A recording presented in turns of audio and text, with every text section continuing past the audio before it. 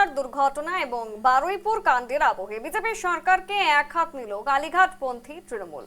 সাংবাদিক বৈঠকে আক্রমণাত্মক সাংসদ মহুয়া মৈত্র এবং কীর্তি আজাদ কি বলেছেন তারা শুনুন।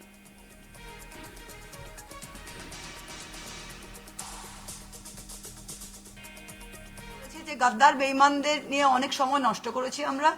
এখন আমরা সময় নষ্ট করতেছি না। গাদ্দার বেঈমানরা নিজের পথে হাঁটছে, নিজের পথে হাঁটুক। আমার একটাই শুধু প্রশ্ন, যে যদি এত এখন পশ্চিমবাংলায় দেখা যাচ্ছে, যখনই আমি এলাকায় যাব বা কীর্তি যাবে বা কুনালদা যাবে বা কেউ তৃণমূলের যারা আসল তৃণমূল যাবে, তখন বিজেপি গ্রুপে গ্রুপে লোক রাখিয়ে তাদের পাথর ফেলা, ডিম ফেলা, এই মব ভায়োলেন্স, লিঞ্চিং করা, এটা আপনারা দেখতে পাচ্ছেন। আর যখন গদ্দার টিম, বেঈমান টিমের লোকেরা যাচ্ছে, তাদের কিন্তু আগলে সেন্ট্রাল পুলিশ নিয়ে যাচ্ছে, তাদের কিন্তু কোনো ডেঞ্জার নেই। এটা কিন্তু সবাই বুঝতে পারছে যে তৃণমূলের বেলায় খুব লম্বা মেমোরি ছিল সবার, আর বিজেপির বেলায় যাহাতক মিডিয়া বলে না, হয় বিকাউ নয় টিকাউ। টিকাউ মিডিয়া তো এই দেশে খুব কম আছে, সবই বিকাউ।